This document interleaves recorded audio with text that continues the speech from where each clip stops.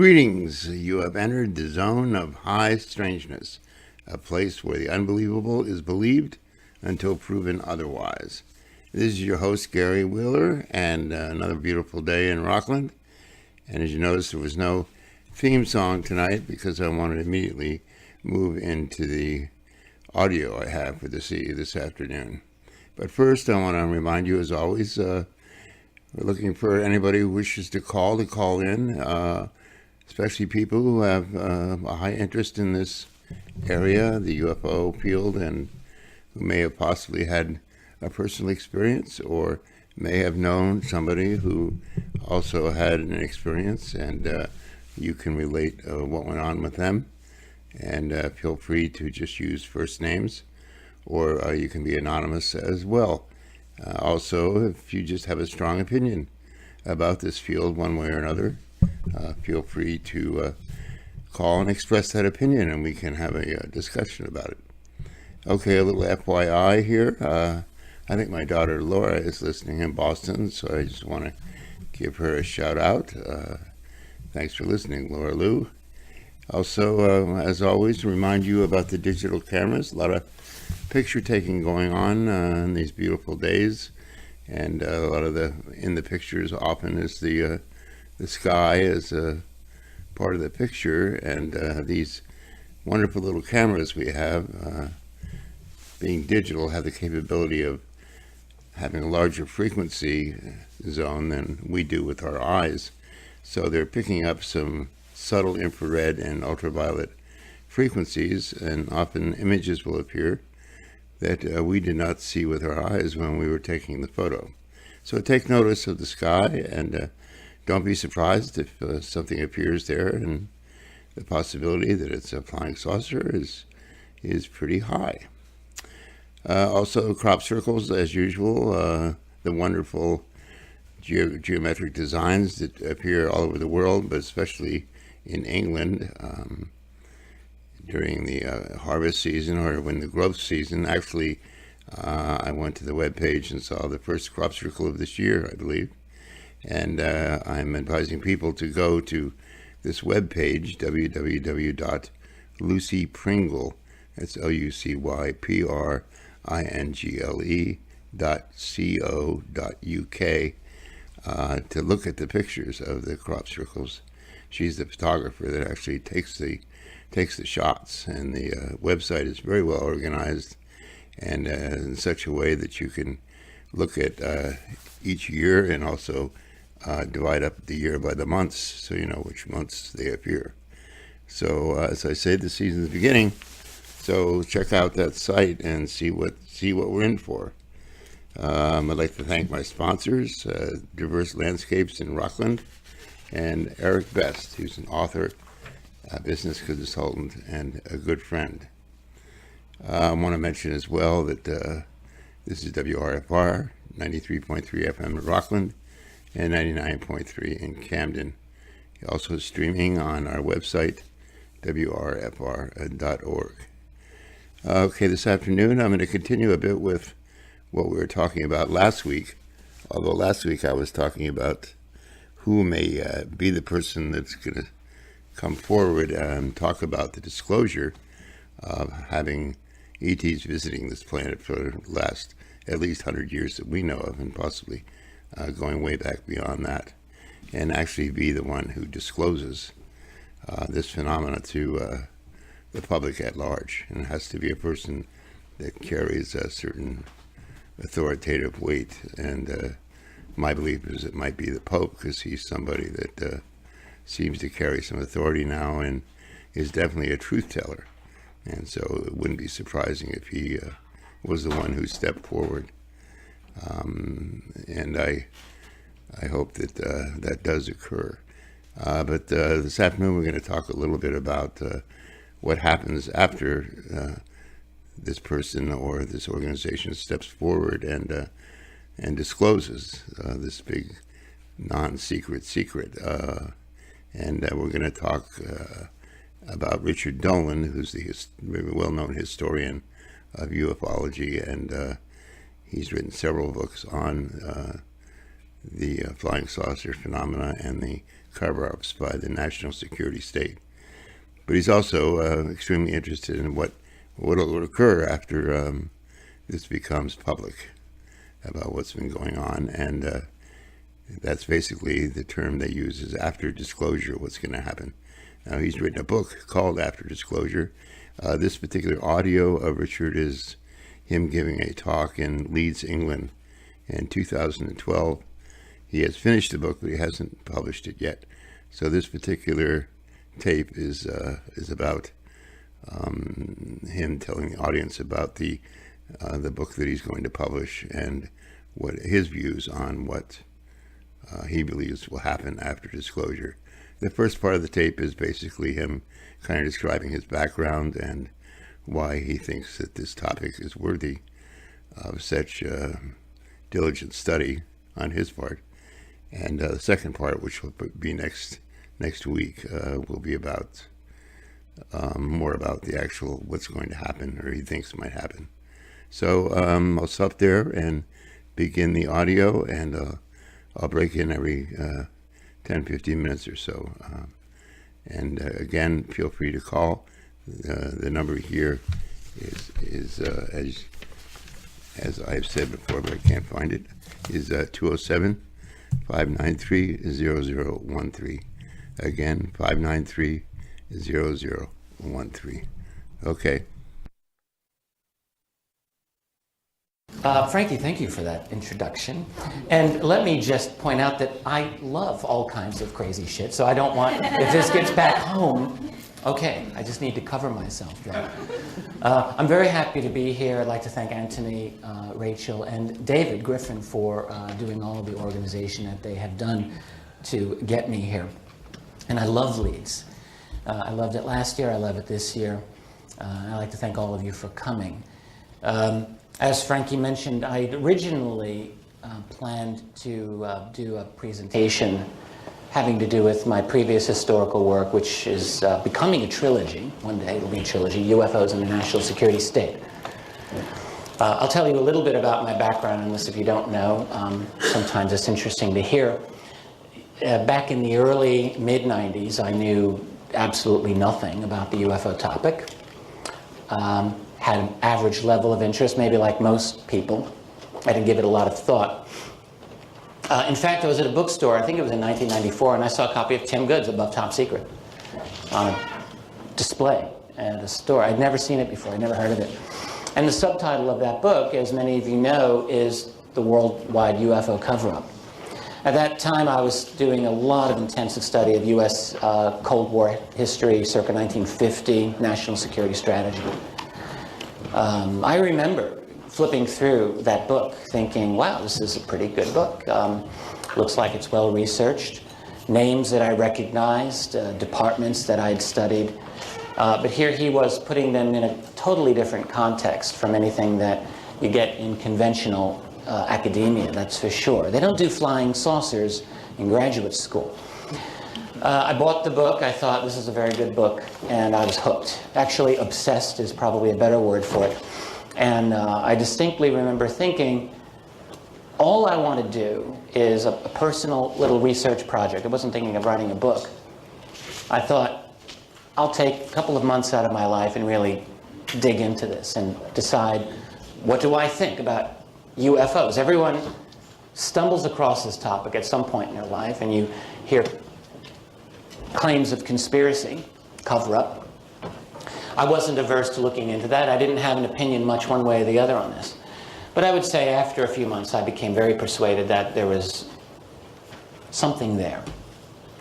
There was a there. And I think for me, it was a lot of government documents that I discovered were legitimate.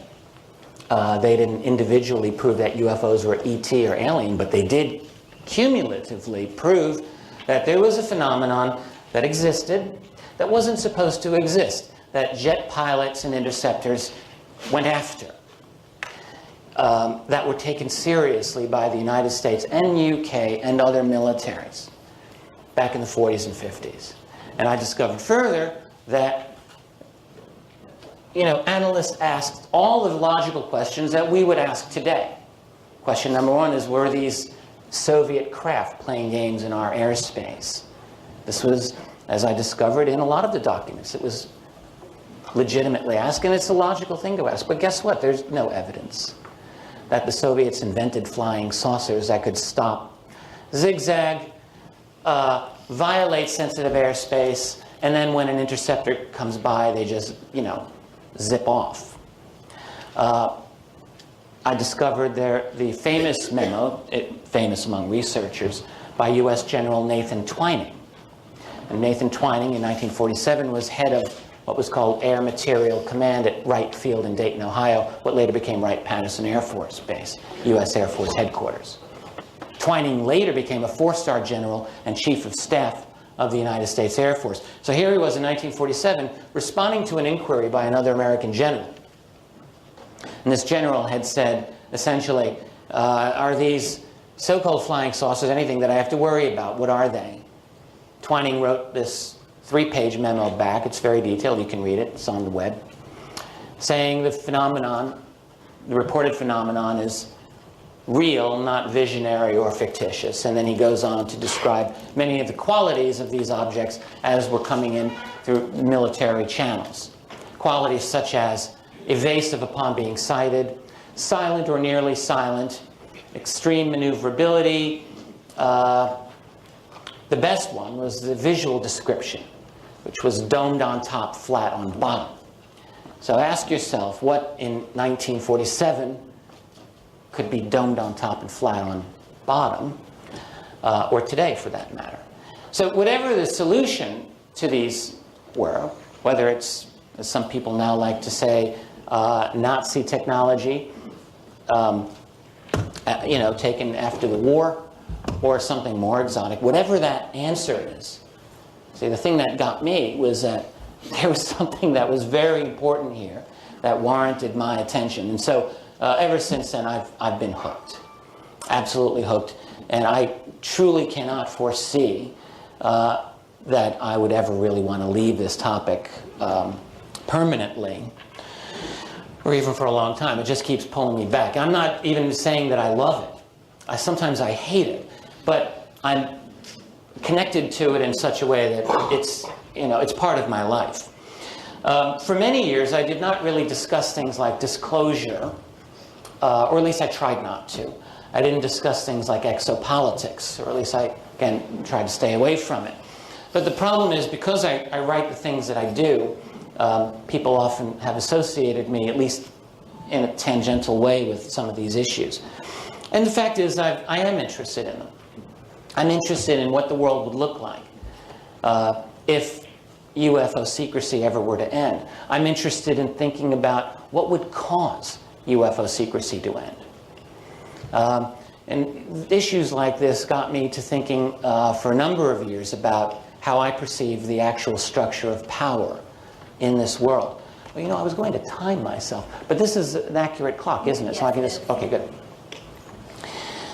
So really, for the last couple of years, I've been really looking at things like the black budget, special access programs, and all of this. And that's led to the topic that I'm going to go over with you today. I would have to say, the last couple of books that I wrote each took about 5 years to do. You can accuse me of a lot of things, but you can't accuse me of rushing through my research. So, but over the last year, I became very good friends with a gentleman who, in fact, was a television producer. He created and produced the American TV show Dark Skies. Some of you, I'm sure, are familiar with it. His name is Bryce Zabel.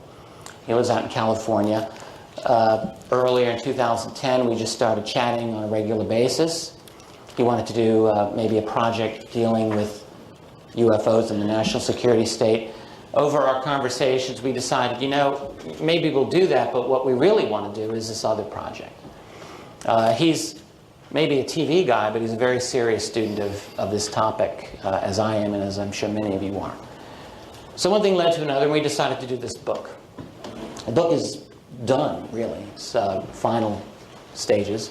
I'm publishing it. It'll be available this fall. So I don't want to... it's not that I'm here to plug the book. What I want to do is discuss the themes because I think that they're interesting, and I hope that you think that they're interesting. So let me get into that. The one thing that I will say is I'm an advocate for ending secrecy. I do believe that the secrecy on this topic has been fundamental to a lot of the problems that we see elsewhere in the world. I believe, for example, that secrecy on UFOs is one of the key creators of what we would now call the black budget world. And so ending secrecy is going to be a very difficult ride. It won't be fun in a lot of ways because there's a lot of vested interest in keeping it that way. I think we can all see. And nevertheless, it has to happen. And I hope to explain to you why. I look at this as the irresistible force versus the immovable object. The irresistible force is the phenomenon itself. It won't go away, no matter how many times the powers that be tell us there's nothing there. You know, it keeps showing up. So whoever is in charge of it, they don't get the memo that they're not supposed to exist. The immovable object, though, is the secrecy itself. It's a structure that has proven to be far more labyrinthian, far more formidable than I think even people back in the 1950s and 60s ever conceived. And so we've got these two very powerful forces here. And what we've seen in the last more than half century is this really titanic struggle. I really believe that a century from now, when this phase of our history is done, people will look back and they will see this will be like Clash of the Titans. Sometimes it's hard for us to appreciate because we get very little media attention, but this is a very, very significant thing going on. I would also suggest that the structure of secrecy has twisted our society in a way. You know, I live in America, where I've seen my country lie to itself about a whole bunch of things, about what its role in the world is. And I don't blame the people of the United States because they're subjected to a 24/7 propaganda barrage, and what are they supposed to think half the time? But what happens to a society when you lie to yourself constantly? I mean, it does bad things to you. So it's like a person who's addicted to a drug, and you try to tell them, you know, you got to get off of this, and they say, leave me alone, get off of my back. That's America. Maybe that's Britain. It's definitely America. But it's not just lies about the war. It's not just lies about things that America does. There's the UFO lie has done bad things to the soul of the world. Think about it. When you've got this big reality of these, whoever these beings are, whatever they are, they have technology that is so vastly beyond what we're supposed to have. And yet we tell ourselves every single day that this doesn't exist. There's a dissonance there, a cognitive dissonance. And, you know, I'll leave it to some other scholars and intellectuals to really look at the implications of that, but there's a lot to be seen there. So it's easy to argue that the secrecy is never going to end. I get this all the time. I've got all my Facebook friends now, and everyone wants to tell me why the secrecy on this is just going to go forever. It's easy to make the case, honestly, because, you know, we've been trying now. People have been trying for a long time, and the structure's still in place. But the attempts that have been made over the years have not been a complete wash. And let me go over a little bit of that with you. A little bit of history before we move to the future. The 1940s, every decade of the modern post-war World War II era has seen a kind of crisis in the phenomenon and in the maintenance of the secret itself. We had it in the 1940s. 1947, of course, the year of Roswell, the year that flying saucers emerged into the consciousness of the United States and really the world. Yes, there were Foo Fighters. Yes, there were ghost rockets. They didn't really have the impact that flying saucers had. What we know, of course, is that in 47 and 48, within the U.S. military structure, that this hit very hard. And there were reports that were made. And in summer of 48, there was a report that landed on the desk of the Chief of Staff of the Air Force, Hoyt Vandenberg. It was called the Estimate of the Situation. And the estimate was that the UFOs were interplanetary. That's the word that they liked to use at that time. So in other words, there were Air Force analysts at that time, some of whom who concluded that this was not something that we were making. Vandenberg said, I don't like the conclusion, get me something else, and he actually broke that group up, and those people were reassigned. Now, there was no organized movement in the 1940s by citizens to get to the bottom of this. People trusted their government, right? World War II had just ended. Americans were very gung-ho about their political leadership, that's for sure. They trusted the government. Why shouldn't they, we thought, right? The party line in the 40s is really not too different from the party line today. The United States Air Force issued a press release.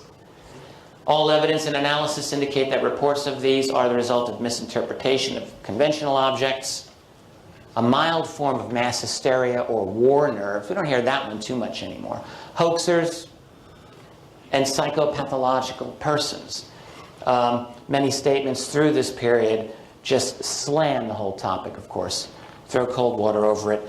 There's nothing to see here. Keep moving along, people. The 1950s, we have the beginnings of a citizen movement in the U.S. to challenge UFO secrecy, mostly in the form of an organization called NICAP. The leader of NICAP was this gentleman pictured here, Donald Kehoe, retired Marine Corps major, friend of Charles Lindbergh. They did challenge the government line. Their whole attitude was to work within the system. In other words, they weren't like what we would say today. Like they wouldn't be 9/11 analysts among this. These people were very patriotic. They believed that their government was on the side of justice. They just believed that the policy of secrecy was misguided. People like Kehoe said, look, you know, people really can handle this. And as free people in a progressive world, we really should know. And that was basically the attitude. There was a pragmatic attitude as well, which NICAP tried to push. I think it was very politically astute. It didn't work. But the argument was, you know, these UFOs, which you keep telling the military are a bunch of nonsense, are real. And if you mistake these UFOs for Soviet missiles, boom, there's World War III. This was an argument that they brought up. I don't really think it's a valid argument because I have no doubt that within the very classified world, they knew full well that the UFOs were something to take into account. But nonetheless, in a public forum, it was a pretty good argument. Cut in here for a second. Cut in on Richard Dolan and remind you you're listening to WRFR 93.3 FM in Rockland and 99.3 in Camden. Also streaming podcasts on WRFR.org. You're listening to Richard Dolan giving a speech in Leeds, England back in 2012 on after disclosure. What happens when it is finally disclosed that we are being visited and have been visited by others, most likely from other galaxies and other planets. Most exciting possibility. As Richard mentioned, the denying of this over all these years has caused what is known as cognitive dissonance, which is a horrible state for a human being to be in, and a horrible state for a nation to be in, and can lead to all kinds of bizarre behavior unless that dissonance is somehow resolved. And the only way to really resolve it is to tell the truth. Okay, I'm going to get back to the audio. But the whole idea of the 1950s is a consensus culture. They said, let's work within the system. There were a couple of times when NICAP was this close to apparently getting congressional hearings on this topic, open congressional hearings, and every time at the 11th hour, something happened to prevent that. In the 1960s, this really came to a head in the US, which, at least in the public realm, I still feel at that time was where really the action was. Lots of sightings, so much so that it got the attention of the US Congress, so much so that even future President, Congressman Gerald R. Ford, spoke about this on behalf of his constituents. And he said, I'm really not happy with the answers the Air Force is giving me. We need to get to the bottom of it. This is a pretty serious statement. Ford, who was absolutely a member of, I think, the inner circle, he was a member of the Warren Commission, for example, that investigated the Kennedy assassination, that covered up the Kennedy assassination. But nonetheless, here's Ford now talking about UFOs. So what happened? The Air Force is very clever here. You should never underestimate the United States Air Force public relations capabilities. All right, NICAP's plan to get congressional hearings looked like it might happen. And this is something the U.S. Air Force absolutely did not want. So what they did is they took the initiative. They hired the University of Colorado to do a study. And of course they rigged the game because they had the guy in charge, Edward Condon, who's pictured on the bottom, making, you know, this is his little flying saucer thing. It's a big, big joke. They knew exactly what they were getting. And, you know, the Colorado study, which they commissioned, was filled with mutiny and dissension. Scientists who legitimately wanted to investigate this and discovered that Condon and his assistant, former CIA agent Robert Lowe, were never going to allow a positive conclusion to come out. And they were fired midway through. It was a messy project. Got the job done, though. No matter how messy it was, they issued the report, which in fact had many, many, many unidentified sightings within it. None of it mattered. Condon wrote the conclusion saying there's nothing to this. Air Force should drop the Project Blue Book, and that's exactly what happened. So the establishment was absolutely victorious, or so it seemed. What happened? Yeah, and then there's the conclusion. Nothing has come from the study of UFOs that is added to scientific knowledge, so just drop it. But, you know, you can't banish these things. They don't go away. And not only that, excuse me, I'm ever so slightly under the weather, and I'm hanging in there. Crazy, crazy. I was feeling great earlier, but what happened in the 70s is, you know, life goes on. You can't stop time. You can't stop people from continuing to investigate this. And ufology, the study of UFOs, regrouped. In the US, what happened? Vietnam kind of became this big crisis. Watergate happened. US Congress reasserted its own authority. They passed the Freedom of Information Act, among other things. A New Hope, just like in Star Wars, A New Hope. Well, A New Hope in ufology, FOIA.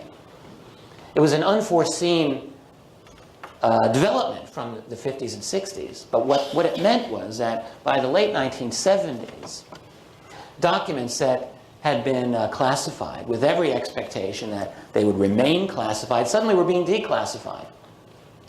And a lot of the UFO groups started petitioning the government for UFO-related documents. And suddenly, to the surprise of some people, not hundreds, but thousands of pages of pretty good UFO reports were being made available from the FBI, from the Defense Intelligence Agency, from the CIA, from the NSA, although those are all blacked out, and from all other agencies. So here's the FBI, for example, which has said for years, but we don't really investigate UFOs, but suddenly that was proven to be absolutely untrue. And so it looked like the Freedom of Information Act would accomplish what the Condon Committee had sort of squashed. That is, that if you shake the tree hard enough, the right document might fall out, proving once and for all that this is real. Well, in fact, what they did is they did prove that there was a cover-up. There's no question about it. I subtitled Volume 2 of my study of UFOs in the national security state, The Cover-Up Exposed. And the reason I did that is because it's absolutely the case that in the 70s and 80s, that cover-up was exposed, definitively. It wasn't ended, but it was exposed.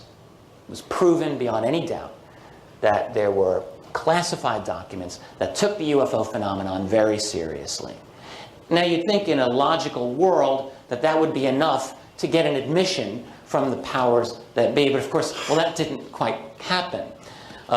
At the same time as the Freedom of Information avenue, there was one other avenue that was very significant in this phenomenon and ending the secrecy, and that was the leaks.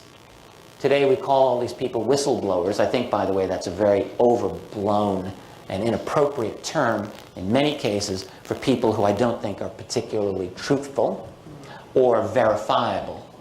All right. Some, yeah, okay. A lot of them, I'm not convinced, personally. Nonetheless, though, in the 70s and 80s, there were a lot of leaks that came quietly to researchers.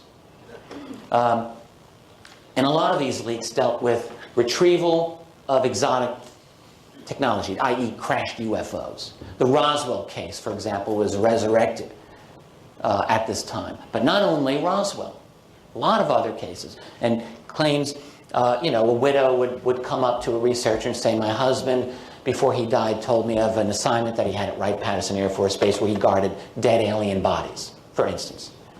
Or another case where a researcher cultivated a medical doctor who had described to him how he had done an autopsy of an alien being. Things like this. They're not confirmable, but it did look like there was a lot of smoke, and maybe some of that smoke signified fire. And so you've got these two avenues, the leaks and the Freedom of Information Act documents, and it looked like, boom, something might happen. Well, it didn't happen. Why didn't it? My own argument is that, well, it looked like there was a counterattack. That's how I interpret it. U.S. intelligence stirred the pot, muddied up the waters, put out what I think we can call some disinformation. And disinformation, I wouldn't say is the same as lies. It's not the same as a hoax. I mean, really, it's not effective disinformation if it's all fake, because then you can just identify it.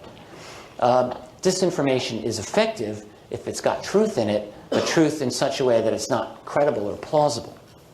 And this is what I think happened with the MJ-12 documents, which my own opinion is that there is a lot of compelling information in those documents. I am not someone who just says they're a hoax, let's throw them away. But I'm also a little bit careful, I'm cautious about them. But it remains that they're not confirmable. They don't have a provenance. And so what it's meant is that for the last 25 years, what UFO researchers have done is argue with each other until they're blue in the face and no one can agree. Gee, effective tactic. So this, I think, was one of the things that happened. But still, again, life goes on. It doesn't stop.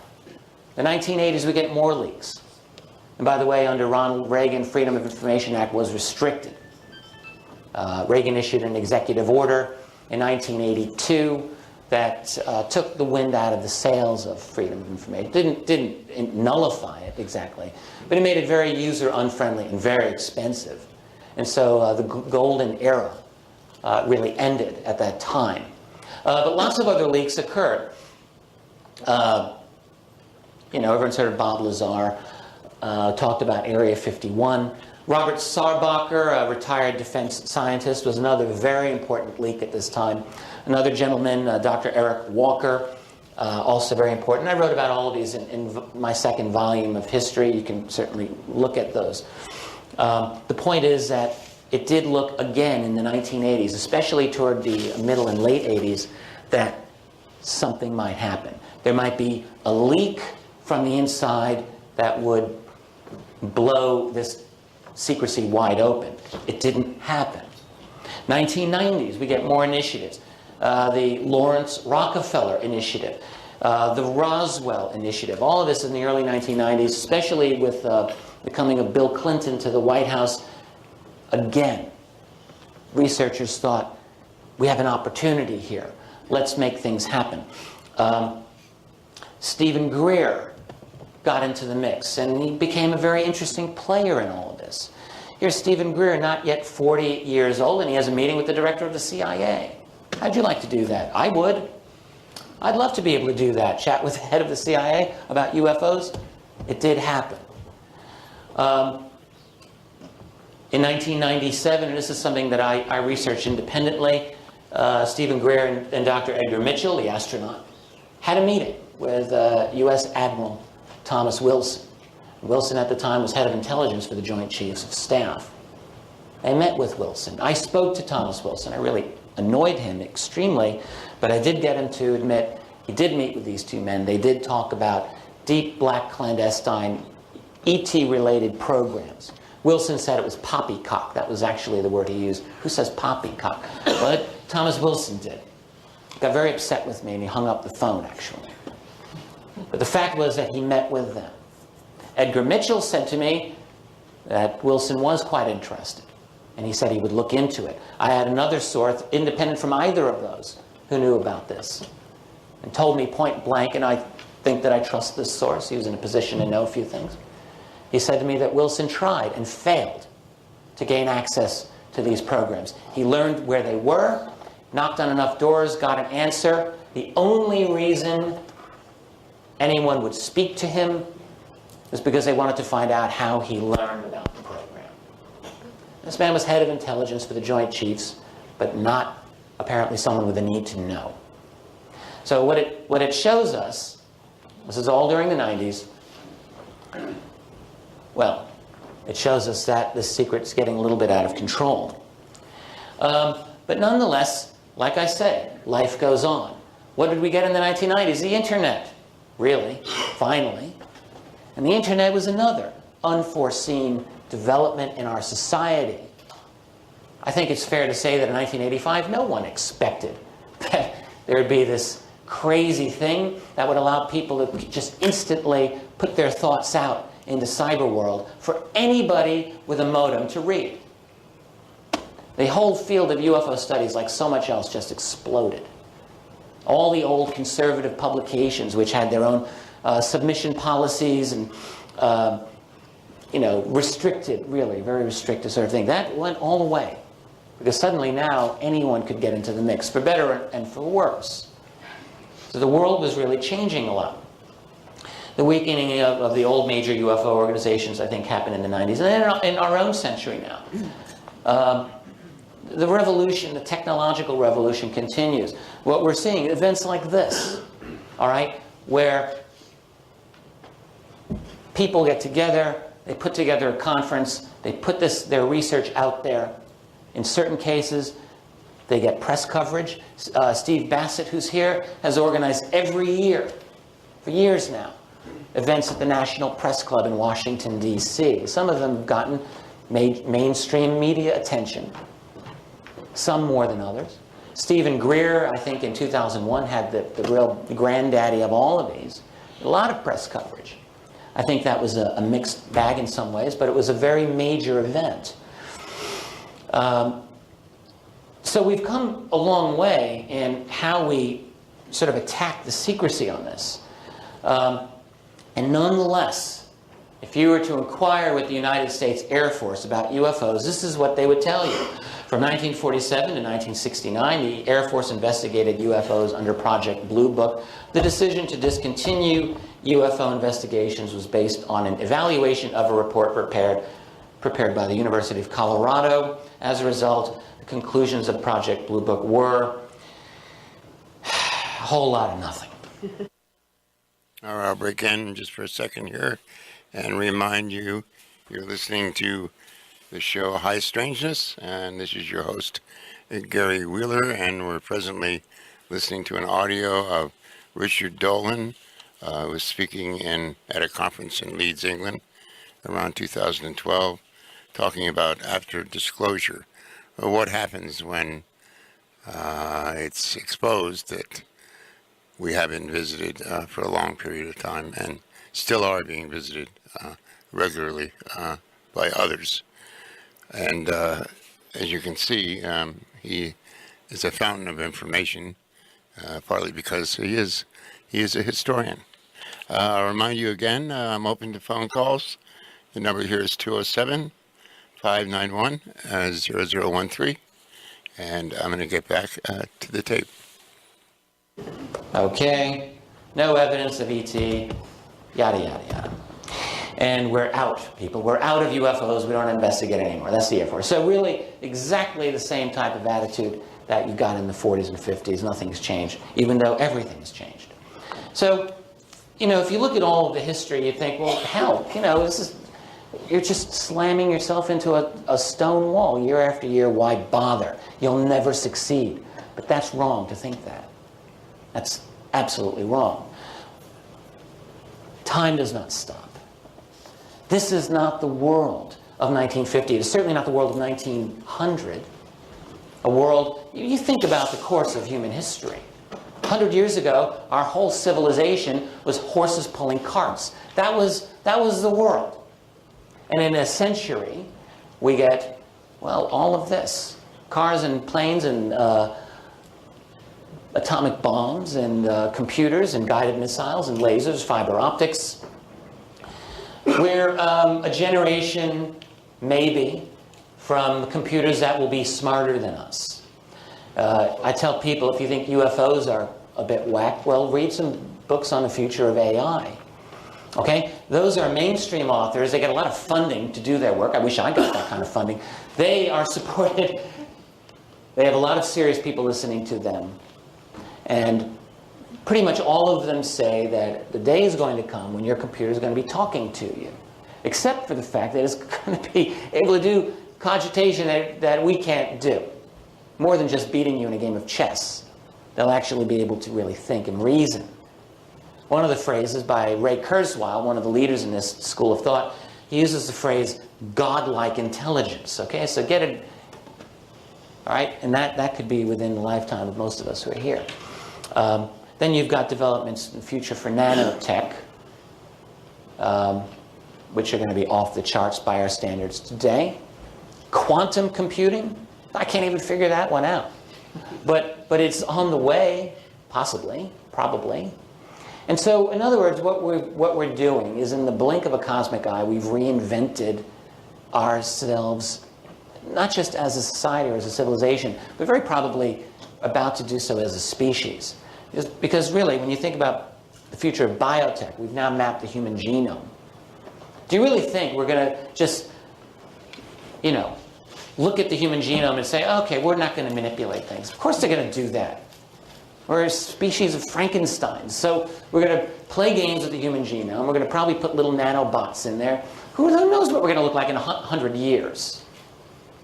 So that's who we are. In that context, can we really think that our knowledge, our public knowledge of this topic is going to stay as it is right now? To me, that's idiocy to think so. Now, I don't know what the trigger is going to be, but I know something's going to give here.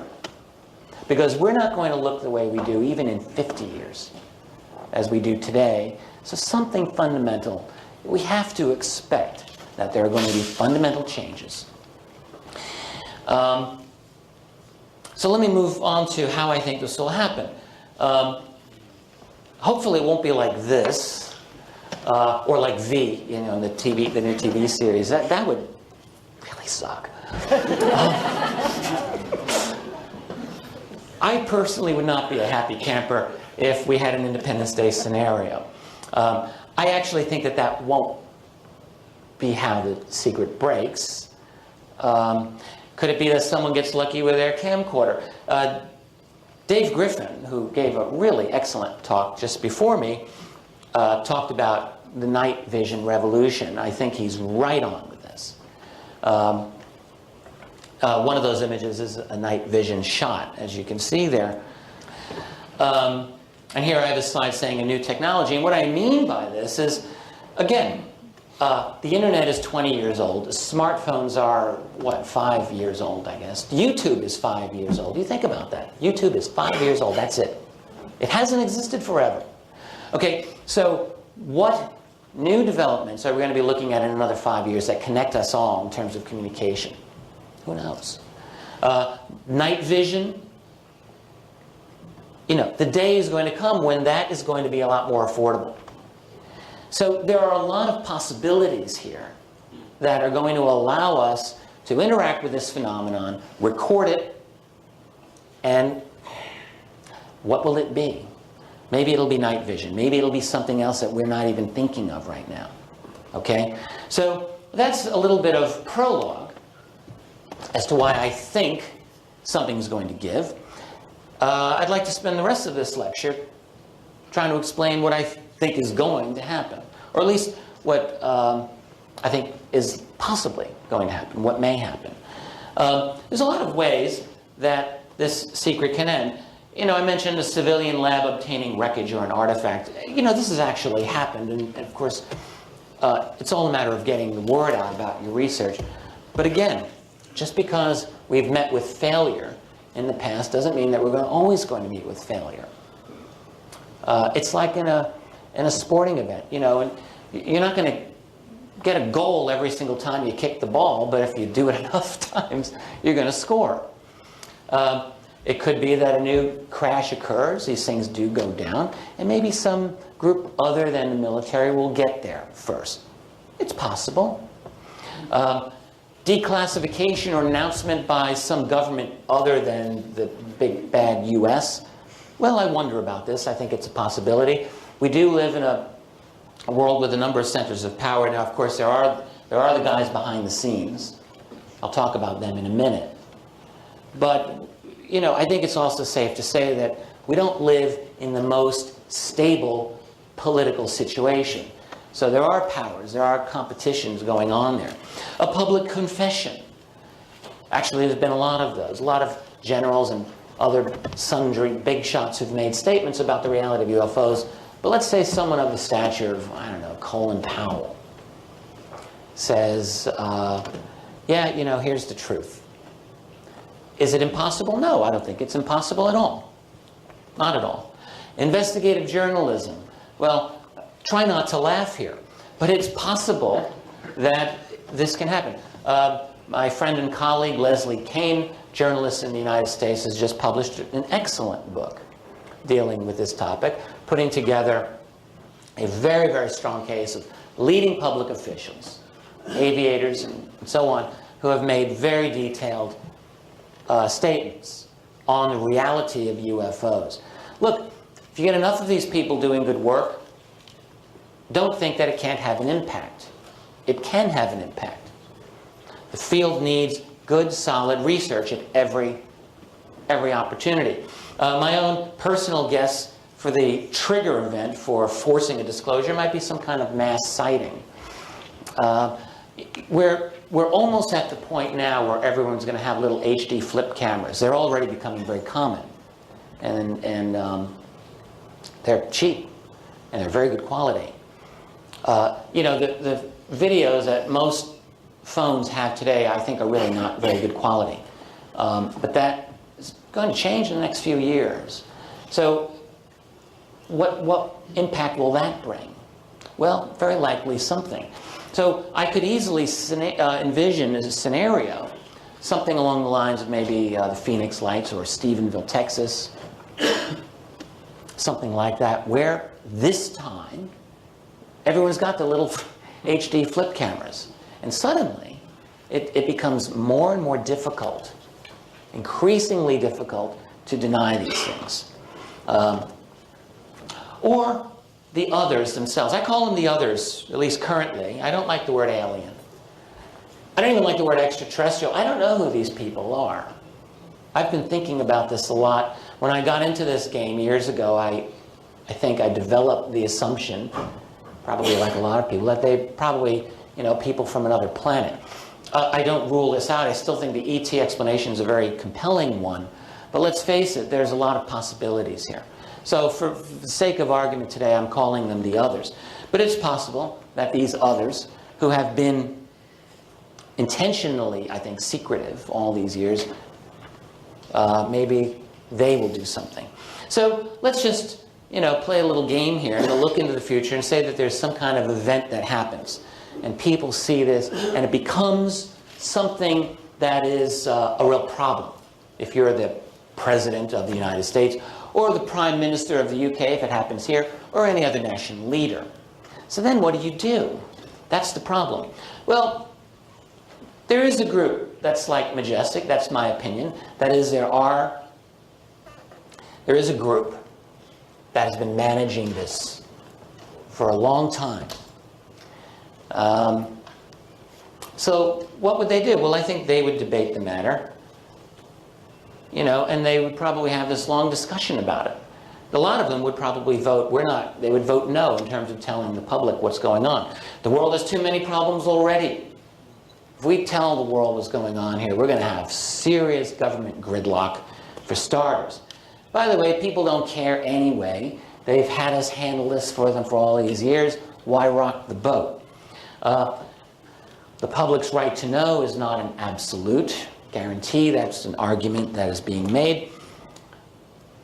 And then even a more serious one, I think, would be, once we come out with this, where's our credibility? We've got a real problem here, because suddenly 6-7 decades of lies are going to become very evident. Telling the truth leads to unpredictable results, and there's no such thing as a little bit of disclosure. You can't be a little bit pregnant, right? You can't. You're going to have a very difficult time if you disclose this much. Very difficult time, as I'll get back into that in a moment. There's a lot more no reasons. I heard this suggested. I don't know that it's true, but it made me wonder, if you acknowledge the reality of these others, are we inviting them into our world in greater numbers? Some people have argued this. It's possible that people will react so negatively in such a hostile manner that we will be compelled to act aggressively and trigger a hostile response. It might be argued that we need more time to develop effective weapons systems. And then the economic argument. The economy is, based on the status quo. Are we going to trigger another Great Depression, particularly if the answer to this has something to do with petroleum, which I guarantee you it's going to affect petroleum in a big way. We have a world in which the oil people own it all. Our whole global infrastructure relies on petroleum. And changing that will be disruptive. National unity will be weakened as people demand a global response. And then finally, we'll have to acknowledge our complicity in the abduction and mutilation phenomenon. Sure they would. And yet there might be the need to vote yes. For a lot of the arguments that I gave, you could really just counter it and say, well, the world has too many problems to ignore this any longer. You could say the public does have a right to know. We've had long enough to assess the situation. It's now time to act. Technologies that have been developed in secret can be unleashed for the betterment of humankind. People are more open to this reality than they once were. Following this major new event, it's going to be very difficult to deny this in a credible manner. If we release some information now, we can control the spin on it rather than let this run wild. And then probably the thing that will do it is that the world already knows. I mean, if they get to that point, then they have to say something. So I can imagine, them speaking, saying, who's going to tell the president? And one of them may have that long walk to the White House and sit down with the president and say, all right, well, here's the deal, and you're going to have to tell the world A, B, and C. What would the president then say? Well, look, what if really think about this. If you were the president of the United States and you had to tell the world about this. It sounds great for us. We got to tell the secret, we got to let the world know. Would you want to be the person to do it? There's a lot going on here. You don't want to start global panic, which is a real possibility. You want to be able to maintain some semblance of smooth sailing for the foreseeable future. All right? You would want to do that. And so how do you do this? Well, if you believe that we're not in an immediate state of threat, you might say something like, I've been briefed, yes, it has come to my attention, we are not alone. There are others who are here. There is no need to panic. We've got the situation under control. We will release information as it becomes responsible for us to do so. And you can try that tactic. Now, as a leader, you might decide that a little bit of fear is not a bad thing. Hey, the United States learned that it was a great thing after 9/11. Okay? So you might decide that you want to instill a little bit of fear. You don't want full-blown panic, perhaps, but you want to have people listen to you so you can control the situation. So you might say, we're under threat, but we have the capability to respond. We're consulting with other governments, and the military's got a plan. Something like that.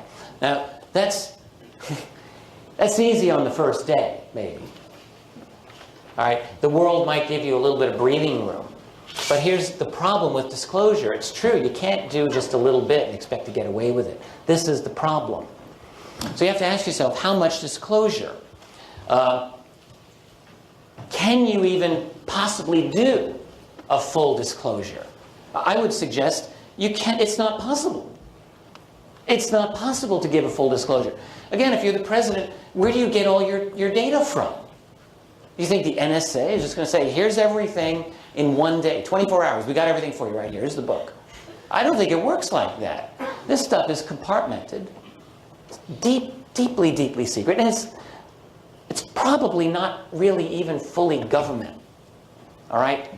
I've been suggesting for a couple of years now, my own opinion, that much of this has gone private, so to speak.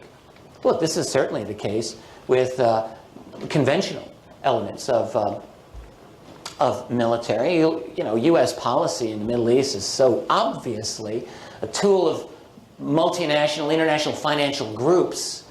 I mean, it's how hard is this to see that they control so much policy? This is how governments everywhere are. They're owned by the people with the money.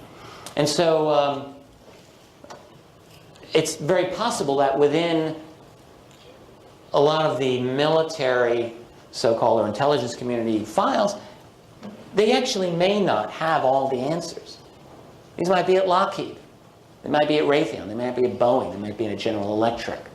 And getting to this information might not be all that easy, considering that that stuff is not classified, but rather proprietary. But nonetheless, even within the intelligence community, it's very likely that you're not going to be able to get access to all this all at once.